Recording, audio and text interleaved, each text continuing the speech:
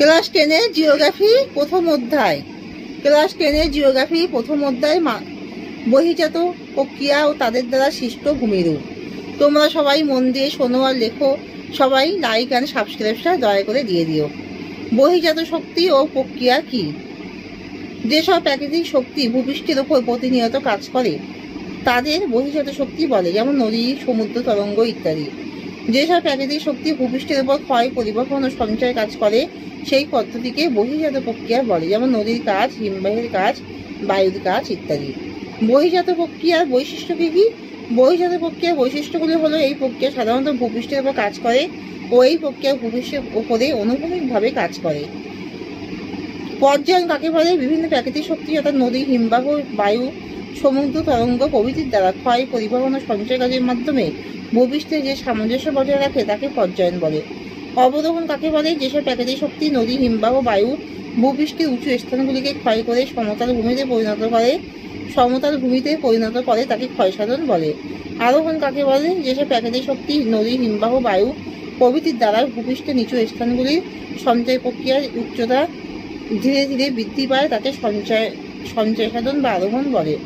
আবহাওয়া বিকার কাকে বলে? আবহাওয়ার বিভিন্ন উপাদান যথা উষ্ণতা, আর্দ্রতা, বৃষ্টিপাত প্রভৃতির দ্বারা হয় বলে একে বিশুদ্ধি ভবন বলা হয়। শিলাকে চূর্ণ বিচূর্ণ যান্ত্রিক ও রাসায়নিক আবহাওয়া বিকার কি? আর আবহাওয়ার বিভিন্ন উপাদান দ্বারা শিলার বিয়োজন বা ভাঙনকে যান্ত্রিক আবহাওয়া বিকার বলে, যেমন আবহাওয়ার বিভিন্ন উপাদান ছাড়াও গ্যাসীয় উপাদান, অক্সিজেন, কার্বন ডাই অক্সাইড প্রভৃতির দ্বারা শিলার বিয়োজন বা ভাঙনকে রাসায়নিক আবহাওয়া বিকার বলে। ক্ষয়ীভবন কাকে বলে? বিভিন্ন প্রাকৃতিক শক্তির দ্বারা উৎপত্তিস্থল থেকে অন্যত্র ক্ষয়িত পদার্থ পরিবাহিত হয়ে ভূপৃষ্ঠের উচ্চতা হ্রাস পায় এবং ক্ষয়ের শেষ সীমায় এসে উপনীত হয়, তাকে ক্ষয়ীভবন বলে। নগ্নীভবন কাকে বলে? বহির্জাত প্রক্রিয়ায় আবহাওয়া বিকার, কুঞ্চিত ক্ষয় ও ক্ষয়ীভবন পদ্ধতির যৌথ প্রক্রিয়ায় শিলাস্তর বিচ্ছিন্ন হয়ে ভূমির উচ্চতা ক্রমশ হ্রাস পায়, তাকে নগ্নীভবন বলে। জলচক্র কাকে বলে? পৃথিবীর বায়ুমণ্ডল, শিলামণ্ডল, বায়ুমণ্ডলে প্রতিনিয়ত চক্রাকার কঠিন তরল গ্যাসীয় অবস্থার মধ্য দিয়ে জলের ভারসাম্য বজায় রাখার ঘটনাকে জলচক্র বলে। ধারণ অববাহিকা কাকে বলে?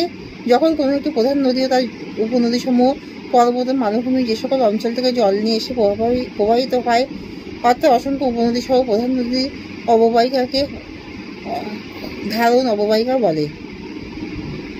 খরস্রোত কাকে বলে? নদীর গতিপথে কোথাও কোথাও কঠিন ও কোমল শিলা উল্লম্বভাবে অবস্থান করলে নদীর ক্ষয়কার্যের ফলে কোমল শিলা ক্ষয় পেয়ে সিঁড়ির মতো ধাপে ধাপে নেমে আসে। এই সিঁড়িগুলিতে ছোট ছোট জলপ্রপাতের সৃষ্টি হয়, এগুলিকে বলা হয় খরস্রোত। খালির বদ্বীপ কাকে বলে? নদীর নিম্নগতিতে বদ্বীপহীন প্রশস্ত নদী মোহনাকে খালি বলে। নদীবাহিত বিভিন্ন পদার্থ মোহনায় সঞ্চিত হয়ে মাত্রাহীন বয়ের মতো যে ভূমিরূপ গঠিত হয় তাকে বদ্বীপ বলে। এখানে শেষ করছি। তোমরা সবাই লাইক অ্যান্ড সাবস্ক্রাইবটা দিয়ে দাও।